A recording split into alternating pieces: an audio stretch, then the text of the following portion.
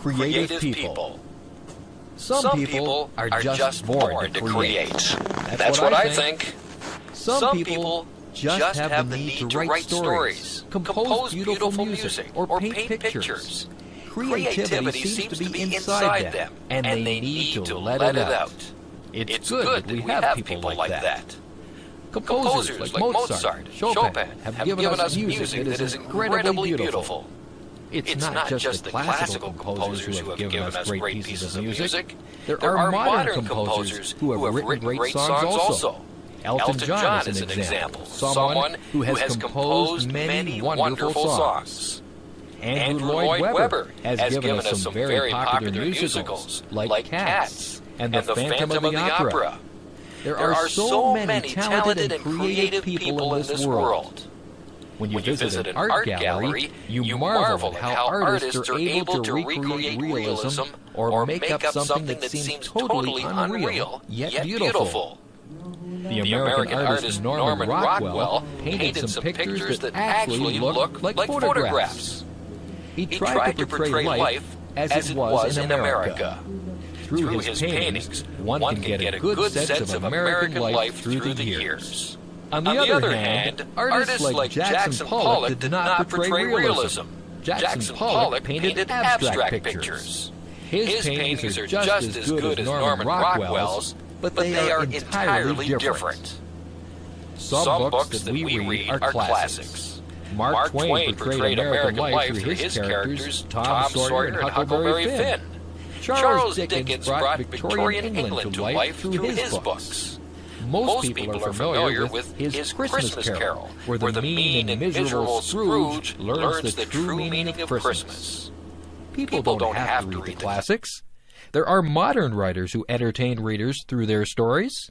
Stephen King has written a number of horror stories. Some of his books have even been made into movies.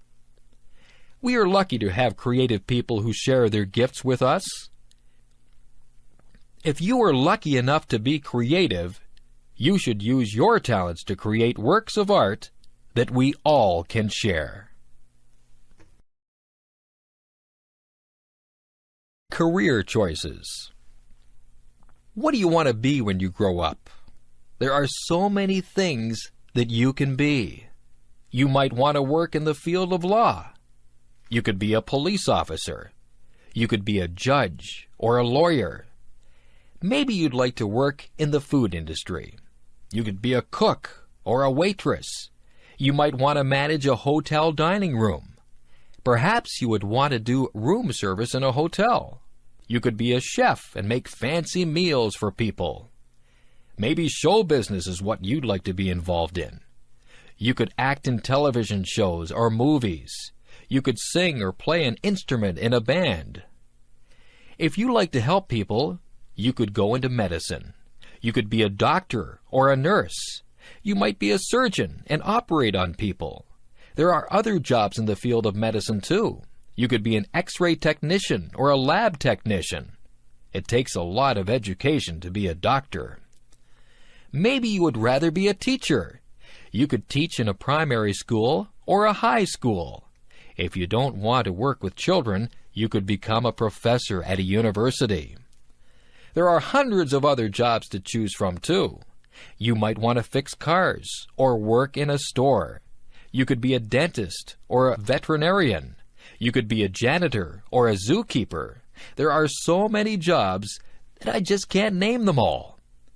Maybe you'd like to be a minister or an organist at a church. You could be a babysitter or a shop clerk. You might be interested in being an astronaut or a baker. You could work in a bank or at a shop. You could work on a construction crew and build roads and houses. Maybe you'd rather decorate the houses, so you could become an interior decorator. You could cut hair or be a driving instructor. The list is endless. There are even jobs that you may never have heard about. The choice is yours. You just choose whatever you want to be and do your best to become that. I could go on forever. You could work in a library. You could be a factory worker or a fisherman. You could make clothes or build bridges. You could wash windows or be a bricklayer. The possibilities are endless. I need glasses. I have been having trouble seeing the blackboard. Everything is blurry. I keep getting headaches. I told my mother about it, and she made an appointment with the optometrist. I went to a place where they made me read words and letters on a chart. Some of the words were big, and some were very small. I tried to read everything, but sometimes I couldn't see some of the small letters. The optometrist would cover one of my eyes while I read the chart. Then she would cover my other eye. She even put some drops in my eyes. I asked the optometrist if I had passed or failed the test. She laughed and said it wasn't that kind of test that you passed or failed. She was just trying to find out if I needed glasses. I did need glasses. My mother and I looked around. There were many pairs of frames. I wanted something that was in style. I tried on many pairs of frames. Some of them looked good on me, and some of them looked really funny on me. I finally chose a frame that was my favorite.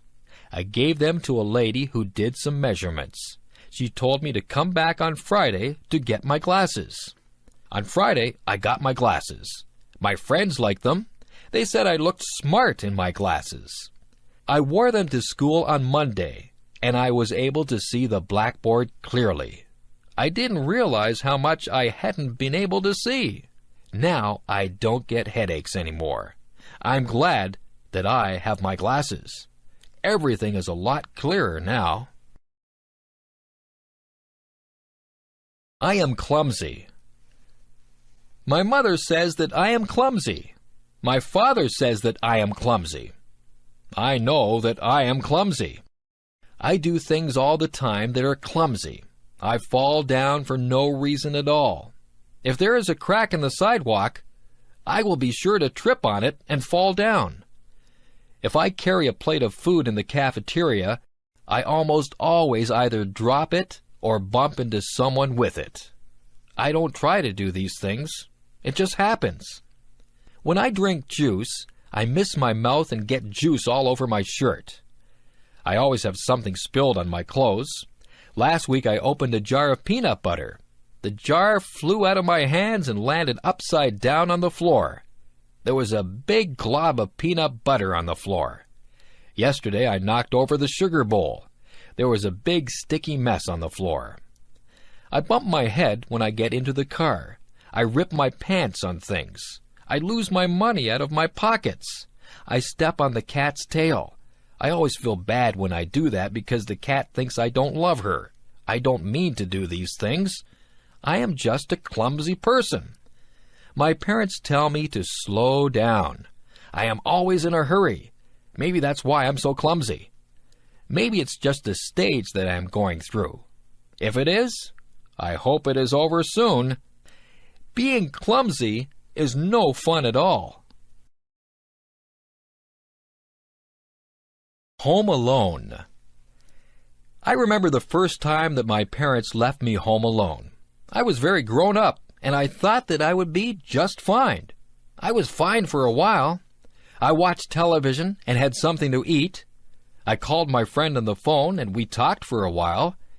Then I sat down to read a book. The house was quiet, very quiet.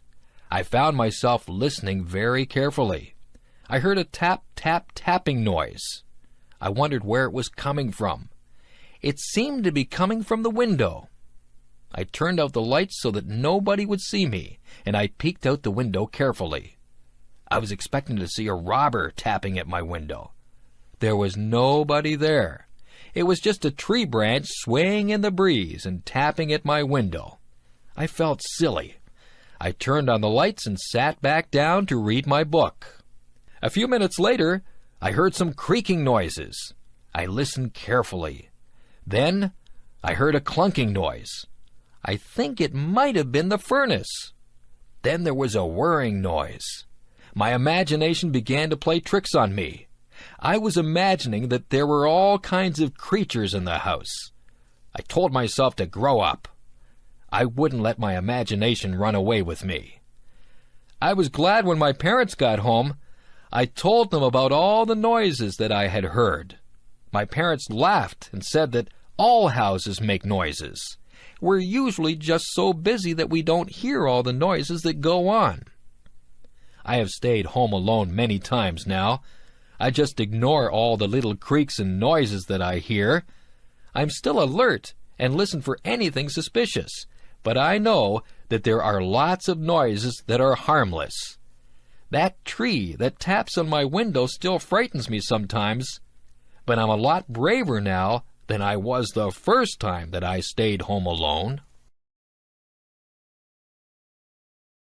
Family. What does the word family mean to you? The easiest way to define family is to talk about who you are related to. Usually there is a mom and a dad, and children who are brothers and sisters. This would be the core family. Then there is the extended family, which would include grandparents, aunts and uncles, cousins, nieces, and nephews, and in-laws. People married to your brothers or sisters, husband or wife. However, I think the word family has a much deeper meaning. The word family brings words to my mind like love, support, help, kindness, fun, love, trips, closeness, love, forgiving, sharing, love, understanding, respect, and love. You'll notice one word that is repeated over and over again: love. I believe if a family has real love for one another, they will be able to overcome any problems they may have. Actually, they may not have too many problems if they all love and respect one another. However, there are things that cannot be helped, like death, sickness, or accidents. It is during those hard times that a family's love helps them to go through those experiences. We had quite a few children in my family. There were brothers and sisters, which included an adopted brother and a number of foster children too. I was also very fortunate that I had both my mom and dad to live with and do things like vacations together. We had a lot of fun, and there were some times of tears too. Above all, we love one another. Family is a wonderful thing. I am so lucky. My first job. My first real job was during my last year of high school. I had taken classes in various business subjects. In that last year of high school, we could do a co-op. That meant we could work part of the time instead of going to school. It would count as a credit towards our diploma. The place I got a job was at a men's tailor shop. The owners were a very nice older German couple. They had 2 other men working for them too. One of the men had had brain surgery for cancer. He had a big, long scar all around the top of his head. He told me all about it. He was always happy and full of fun. I thought he was very brave. The tailor shop made suits to order. One of the salesmen would measure the man, and the customer would choose a fabric and style for he or his wife liked. The people in the back of the shop would then cut and sew the suit. The suits cost a lot of money. There were also suits already made that the customer could buy instead if they wished. They could also rent suits or tuxedos for weddings or parties. I worked at a little desk. I answered the phone, wrote letters, filed papers, and did some bookkeeping. It was about a mile walk from my school to work. I passed many clothing shops. That wasn't good because I spent a lot of my money that I earned in those shops. I worked at the tailor shop for almost a year. It was a good experience and helped me get my next job with the United States Navy. That was fun too. First trip away from home. Today I'm going to my friend's house. Her name is Valerie. This is going to be my first trip away from home without my parents. My dad is driving me to Valerie's house, and I'll be staying there for 2 weeks. Her mom will drive me back home. It takes about 1.5 hours to get there. I have to pack enough clothes for play, work, and church. I hope I'll pack the right things. Of course, I have to remember my toothbrush and hairbrush. Valerie lives on a farm. I'll be helping her dad with milking the cows, I think. We'll play up in the hayloft after we have helped put the bales into the barn. We'll be all itchy when the job is done. There are a lot of things to do on a farm. Her mom is a good cook and will feed us well. There is a nice pond where we can go swimming. I mustn't forget my bathing suit. I wonder if the farm dog comes into the pond too. That would be funny. My dad and Mom are giving me money just in case we go shopping. I hope we do go shopping because I want to buy lots of candy. I won't tell my Mom that. Oh dear, I hear Dad yelling, "Let's go!" I haven't even finished packing my things yet. I guess I better stop writing this now and get busy fast. Bye. My job. I work at a conservation park called Balls Falls. I've only worked there for 3 weeks now. I am a tour guide, and I tell people the history of all the old buildings there. Somebody told me that one of the houses I work in is haunted. Now I get chills every time I walk into that house. My boss told me that the stories aren't real, but I have an active imagination.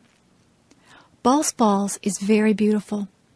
It has 2 different waterfalls, the upper falls and the lower falls. There used to be tons of water cascading over them, which turned a big water wheel to grind grain. However, through the years, the amount of water has really lessened. I love working at Balls Falls because I get to work outside a lot. I'm getting a tan. In July and August, I will be working with kids there at a day camp. I am getting ready now, making different crafts and thinking up fun new games to play. I can't wait to start working with them. I think that will be the best part of the summer. I will be going to work tomorrow. I usually have to work from 9 a.m. to 4:30 p.m. I also like the people I work with. They are very nice. Come to Balls Falls and I'll give you a tour. My hobby. Let's see. Today I might go fly a kite or maybe go for a swim. It is hot outside and I don't know what to do. My mom tells me that I should do something that I like doing on hot days. Since our house is nice and cool, I guess I'll stay inside and work on my hobby. My hobby is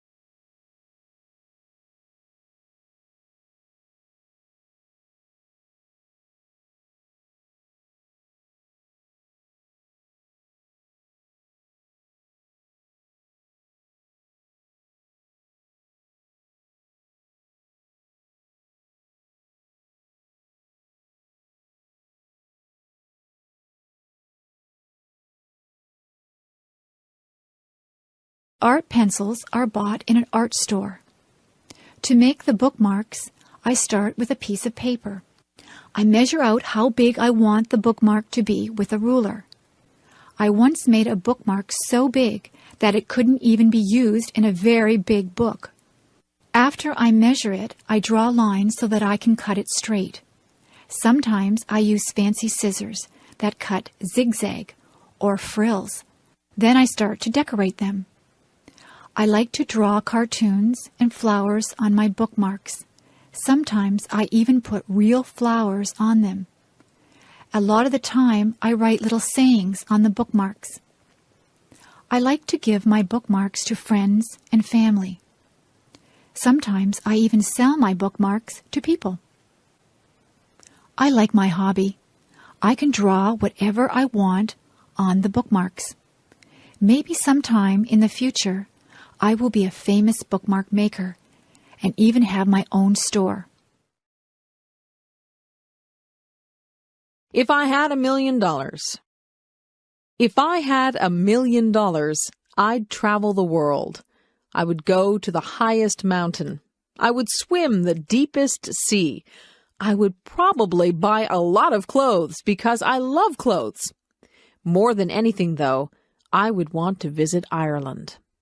I want to see the rolling hills and the green, green grass that everyone talks about. When I think of Ireland, I think of where my family came from many years ago. I am almost all Irish, and I would love to see my family over in Ireland. If I had $1 million, I would buy a Mustang or a Pontiac Sunbird car. I would buy a nice house with a big backyard and an outdoor and indoor pool. I would love to take my family wherever they wanted to go. I would buy them wonderful presents, too. However, I know that money does not buy happiness. It does not buy you friends or family. It may bring some happiness only for the moment, but in the long run, your family is what will be there for you if you love them and are there for them. If I had to pick between $1 million and my family, I would pick my family.